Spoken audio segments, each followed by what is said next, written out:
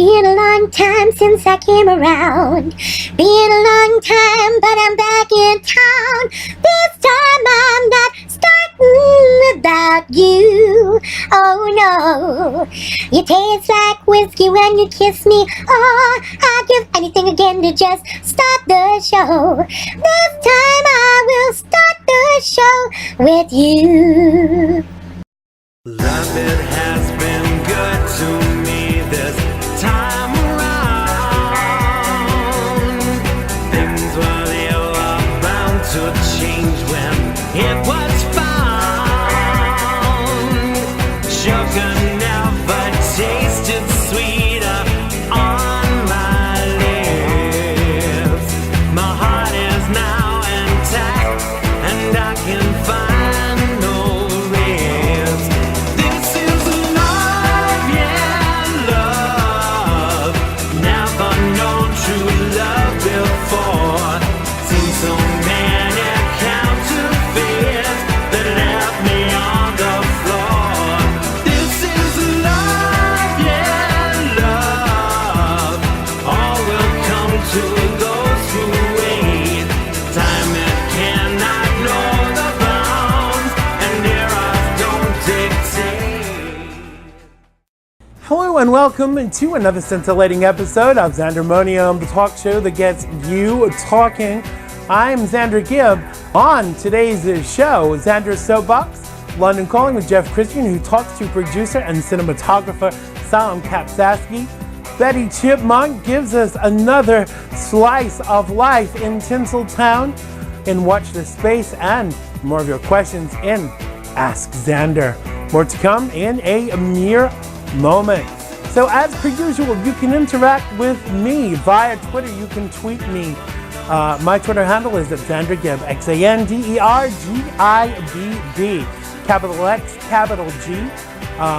Make sure to follow and keep up with what's going on with me and my little show.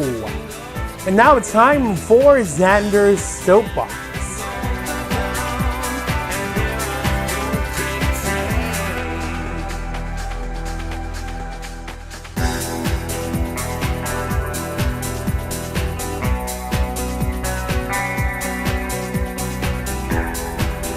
So is it me, or are drivers becoming more careless on the roads? Every day I lose count of the number of people who will cut me up, and I have to do an emergency stop or slow down. There I am, driving along in the Gibbstermobile. And yes, I'm driving at the speed limit.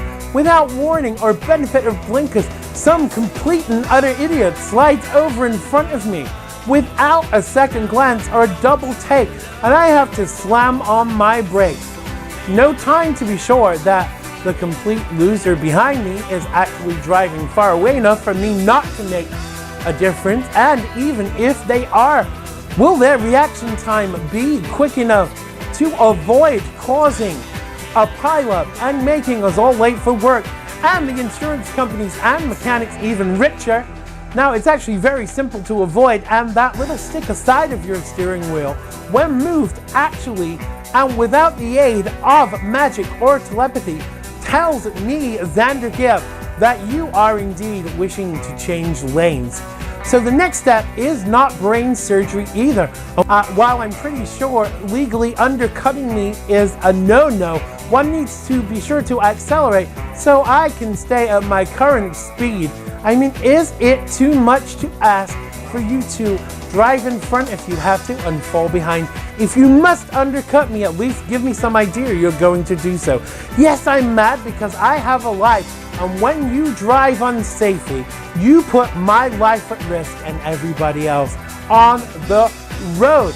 So think on and drive safely, or my wrath may not be the only thing you encounter when you drive badly. So stay safe out there.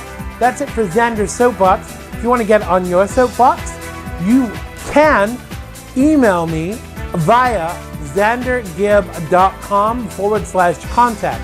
Yes, Claude, I know it's not an email. It is a web page. Thank you very much for that. Via xandergibb.com/contact. That's xandergibb.com /contact. Make sure your videos are of no more than 5 minutes on any subject, no profanity, and we will endeavor to get them on the show. Oh yes, we will. And now it's time for London Calling.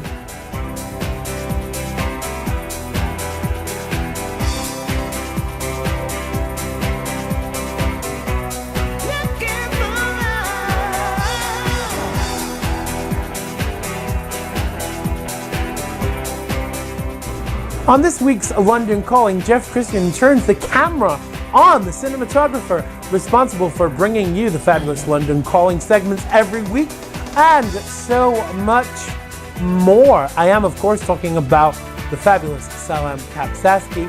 Let's check him out here. He's an author. He wrote Nazi Sniper.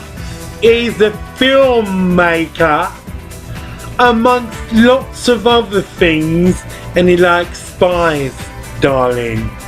No, that's sorry. He wrote the movie Spy Darlings, which so many people that have been on this show are in. So keep your eyes out. For our guest tonight on London Calling, Salam Kapsaski. Hello America, London Calling.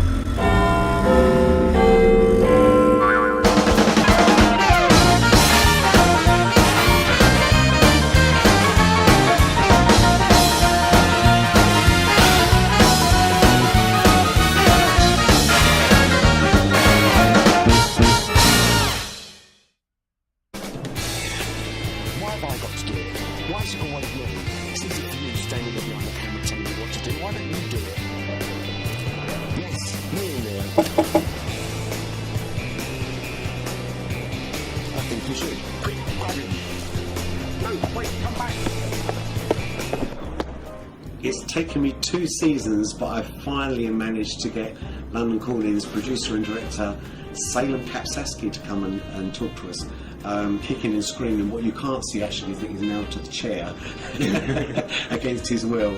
I'm really pleased that you're doing this. Thank you for doing this, Salam. Thank you, Chad. Now, you directed your first film called My Head Hurts at the age of 13.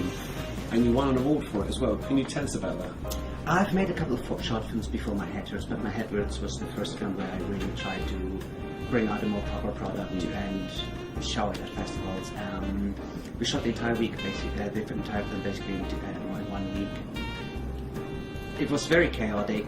I didn't really know a lot of the know-hows, but I think it was, for what it is, a fun little horror movie. And we did show it in Stuttgart Film Festival where it did win, I think, Best Newcomer award. Sadly, I was not there to see the films being screened. I was not there to pick up the award, and they didn't send me my copy of the film back either. So really, after winning the award, winning the award as well, they just lost. They should have sent you a car, shouldn't they? Last year, you released your first novella called Nazi Sniper. What made you inspired to choose that subject matter for that particular book? I had the idea for the book as a script originally many years ago, but I hit a brick wall and sort of abandoned it until a friend of mine who's a publisher who also ran a short story of mine in anthology of his was looking for Nazi quotation books. So I thought, since I have an interest in the theme and since I had this idea that I would give it a try. Eventually, though, another friend of mine, Michael Farr, who's a great writer, he started his own publishing house called Sleazy Viking Press, and he was starting to look for people to submit books to. There's another area of writing that you're going to as well. There's a new book that you're editing and putting together called The Sun Machine, a tribute to David Bowie, where you're collecting several different writers to play their own writing role within this book, either with poetry or stories as such. And the entire book is being donated to Cancer research. Yeah, of course, in memory of David Bowie.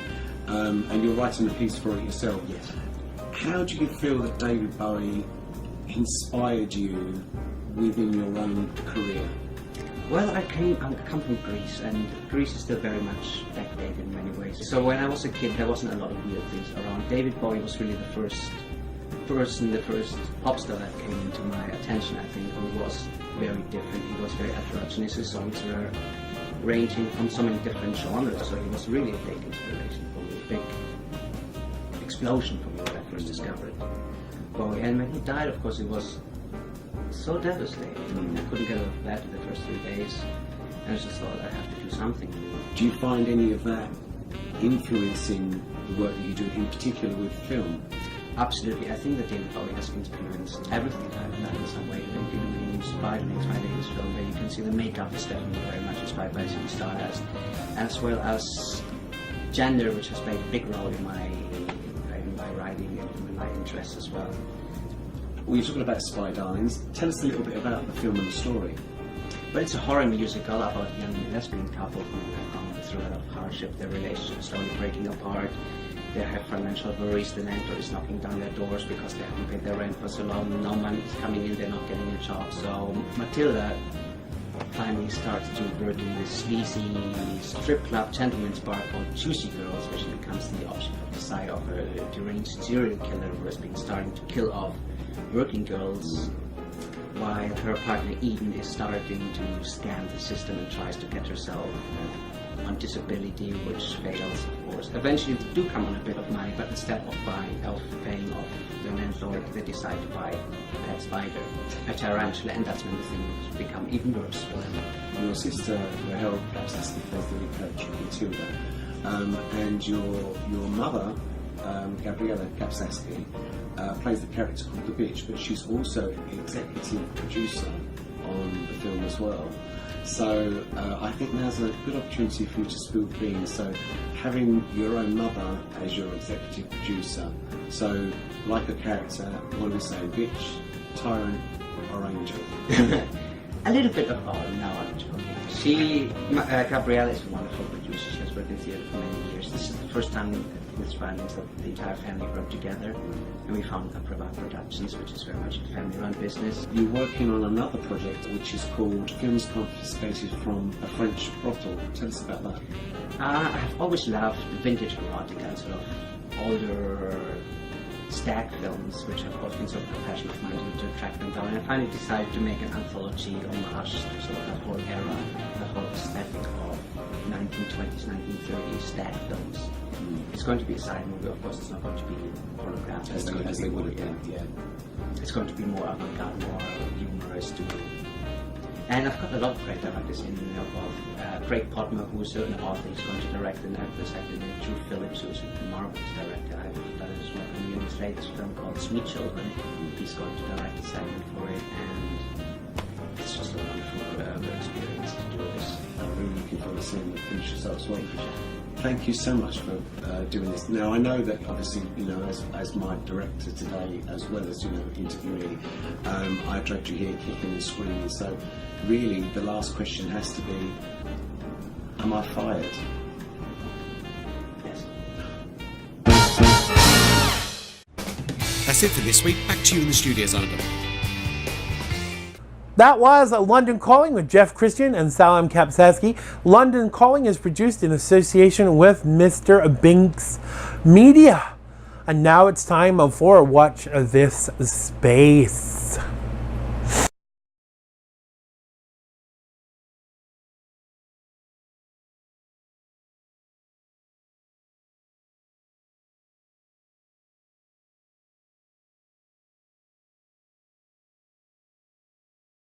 So for those of you asking, yes, our Hollywood reporter, Betty Chipmonk, does indeed live in Hollywood. Apparently she has a little apartment above a liquor store. Sounds a bit like Patsy from Absolutely Fabulous. We make her every week give us a report on all that's gossip-worthy in Tinseltown. Let's check out this week's. Hello, you lucky people. Betty Chipmonk here with my weekly breakdown of all the trashy tussles in, yes, you've guessed it, Tinseltown. Apparently, Katy Perry joined the Today Show recently to debut her new single, Rise. The song is being released for the Rio Olympics, so I'm sure we will be sick of this song sooner rather than later. I was inspired to finish it now instead of waiting for the album because the mood of the world today. Perry said of the song, "Yes, Katie, and the Olympic sales potential didn't come into it one iota. Oh, no, sorry. I've actually been having some really late nights in the studio, taking my time to write my new album, Perry said. Wait till you hear her Olympic roar. We can't wait, Katie. No sarcasm intended. Much. It's official. Kris Jenner won't be changing her name back to Kardashian in the not-too-distant future. Momager. What a terrible word. It incorporates mom and manager. Kris Jenner made the headlines when a deleted scene from Keeping Up with the Kardashians showed the family matriarch talking to her daughter Khloe about the changing of her last name. I'm going to change my name back to Kardashian, she said. Why? Khloe replied. You haven't been that in over 24 years. I was that before you were that, Kris said. I was the original Kardashian. Oh, really, Kris? We thought that was Robert, your ex-husband, now deceased. It happens to be two younger girls who have an amazing dad. Maybe that should be Mom, as in Caitlyn Jenner. Is that Dad? Oh, I'm confused. And yeah, I think I'm just going to stay right where I am, Jenner said recently. She also added that she's too busy to worry about what her last name is. End of conversation with a K. Then it is Kris. So, actress and former shoplifter, yes, you've guessed it, Winona Ryder came to our attention recently. The notoriously private actress opened up and explains why she held off marriage. Ryder, 44, who was previously engaged to Johnny Depp, lucky girl, and also dated Matt Damon, as I said, lucky girl, before they split 2 years later. I'm a serial monogamous, Ryder writes and says, I was single for a while and dating, and I just didn't know how to do it. Welcome to my world, Winnie. I've always been like that. When I was 15, there was a guy I liked, and we made up, and I explained, and I thought that meant he was my boyfriend. And my mom said, oh no, but marriage, I don't know. She muses, I'd rather never have been married than being divorced a few times like some. Hollywood is clearly not the place for you then, my girl, is it? Ryder is currently dating fashion designer Scott McKinley Hand, whom she has reportedly been in a relationship with since 2011. Just don't pop that question, Scott. The unbreakable Kimmy Schmidt star Titus Burgess recently singled out an NYC moving company on Yelp and social media, and the 37-year-old performer claims he had the worst customer service after he had alleged to book a removal van for 11 a.m. He contacted the company, who said they could arrive to move the silver by 1 p.m. When the movers hadn't arrived, he contacted the company only to have them ask him to leave a Yelp review on their page before any work had commenced. Things then got rather to the point where Burgess did post a review, which was completely epic, not just because it began, my name is Titus Burgess. I'm an Emmy-nominated actor for Unbreakable Kimmy Schmidt, currently streaming on Netflix. Haha. That's besides the point, but watch it. Don't mess with this queen, he proclaimed. Burgess also claims that the person was texting him referred to him with derogatory homophobic slur. Oh no, you didn't. As evidence, he shared the screenshot of the alleged text. So there you go, don't mess with queens. What say you, Xander? It's back to you in the studio. Thanks to Betty Chipmonk for her personal perspective on Hollywood today. Queens, Betty. Queens? Isn't it a suburb of New York? Wait till you hear my Bronx cheer. Oh yes, it's time for Ask Xander.